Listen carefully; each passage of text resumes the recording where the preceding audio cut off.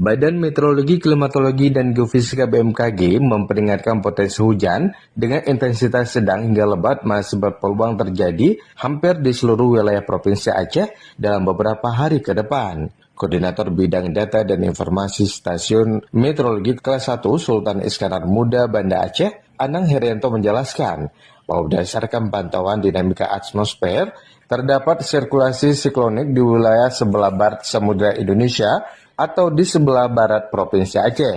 Anang menjelaskan kondisi tersebut membentuk belakan angin di wilayah Aceh yang memicu terbentuknya kumpulan awan hujan. Awan-awan ini berpotensi menimbulkan hujan dengan intensitas bervariasi mulai dari sedang hingga lebat. Menurut Anang, perakiraan cuaca 3 hari ke depan menunjukkan potensi hujan sedang hingga lebat hampir merata di seluruh wilayah Aceh, termasuk untuk hari ini. Sementara di wilayah barat selatan Aceh, diperkirakan mengalami hujan dengan intensitas sedang hingga lebat pada 9 hingga 10 Januari 2026.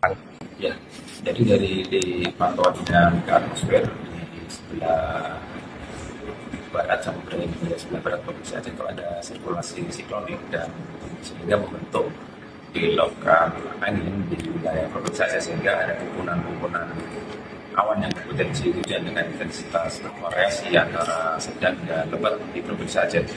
Untuk perakiraan 3 hari ke depan untuk hari ini, hampir di seluruh wilayah Provinsi Aceh itu potensi hujan sedang hingga lebat, dan untuk wilayah barat selatan kita potensi hujan dengan wilayah dengan intensitas hujan sedang hingga lebat itu pada tanggal 9 dan 10, dan tentunya ini juga perakiraan kita ini setiap hari kita update selalu.